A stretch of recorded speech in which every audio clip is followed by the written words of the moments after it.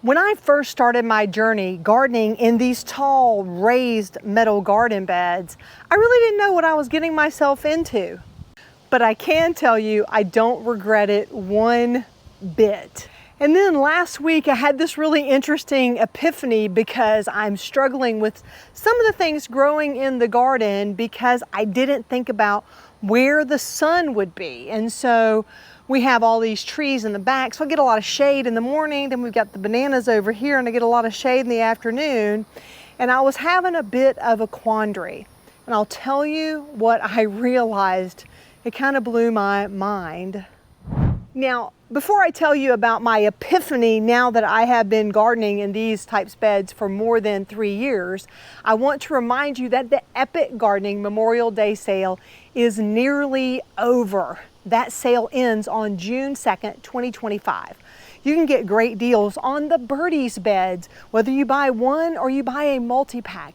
The green stalks are on sale. The cedar line is on sale. The garden boxes are on sale. Seeds are on sale. Materials are on sale. So if you have been on the fence, now is the time to take advantage of all of the offers over at Epic Gardening. And because you're watching my video, you can also use the code Meadow to take an additional 5% off.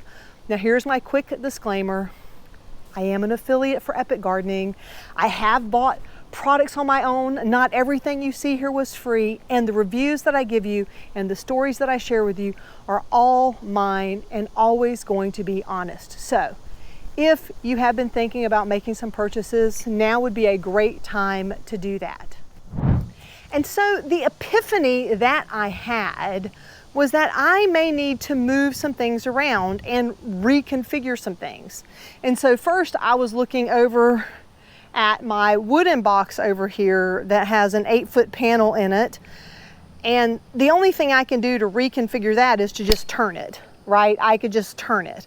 But when I started looking at these beds, it occurred to me, and I know we talk about the fact that they're modular, and we think about them being modular when we first install them, but guess what? They don't stop being modular. So I'm actually considering next season taking these apart and putting them in different configurations. And there's a couple of reasons for that. One, I want to try to take better advantage of the space I have over here. In this particular part of my garden, I don't want to infringe on this area here because we use it to be able to move a large tractor, and even a pickup truck can fit through here to bring me soil or whatever supplies I want to the backyard. But I do need to move some things a little closer, a little differently, so that I can garden a little differently over here. And the reason I know that it can be done is because the original Birdies bed that I installed on the north side of the garden, actually I unscrewed it, I unwrapped it, and I dragged it over to this side, and I aligned things back and forth before I decided it ultimately would end up back over there. But still, it was doable. All you have to do, take the panels apart, reconfigure them. And if you're like me and you used all the panels the first time, as long as you hang on to the screws, you don't even have to find anything new.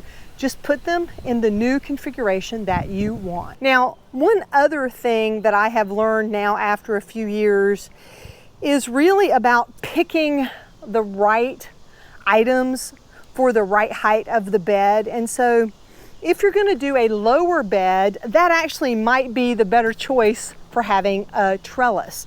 In my case, I've got squash growing up here.